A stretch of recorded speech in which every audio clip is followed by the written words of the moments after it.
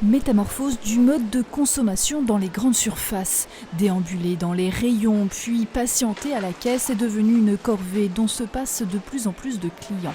Les enseignes n'ont pas d'autre choix que de proposer des alternatives. La vente hors les murs, comme on dit dans ce magasin de Sainte-Marguerite, près de Saint-Dié, représente 11% du chiffre d'affaires. C'est une autre façon d'aller, on va pas se mentir, d'aller chercher du chiffre. Les gens, il faut aller les chercher chez eux en fait. Tout commence il y a 10 ans. Le magasin développe un drive, un pari un peu fou auquel peu croyaient. Pourtant, de 5 employés, ils sont passés à 14 juste avant le confinement. L'activité occupe dorénavant 22 personnes avec 140 à 200 commandes par jour. Je fais un drive à peu près une fois par semaine et quand je vais en magasin, c'est plus pour des petites courses, plus détente. Je l'utilise souvent parce que j'ai des enfants en bas âge et du coup, c'est plus facile pour les créneaux horaires.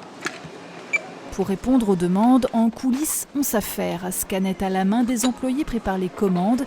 Et malgré l'optimisation, c'est 15 à 20 km par jour qu'ils parcourent chacun.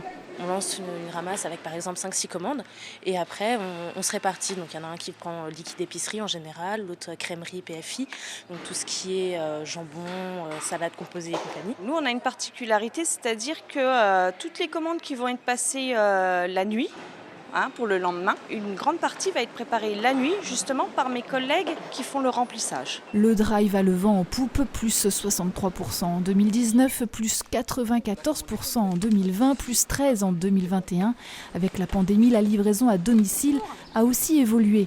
Pour moins de 10 € par mois, il est possible de se faire livrer à 15 km à la ronde, à la demande. Au début, séduit par le service, par crainte du Covid, Jean-Luc a gardé l'habitude. Ça m'évite d'aller à Cora. Les frais d'essence, ça m'en fait moins, puisque en réalité, ils font une offre de service tous les jours.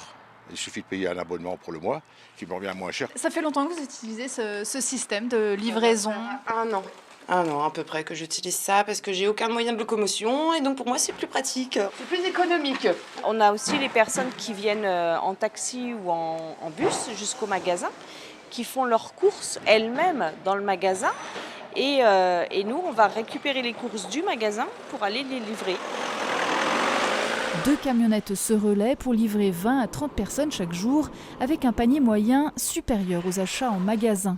Et depuis quelques mois, un autre système de livraison se met en place via la plateforme Hyper. Là, ce sont des shoppers, des personnes comme vous et moi qui, en sortant du travail ou parce qu'ils ont récupéré les enfants à l'école, vont récupérer vos courses et les apporter chez vous. Ils ont une rémunération, alors en moyenne on compte pour eux 5,50 €.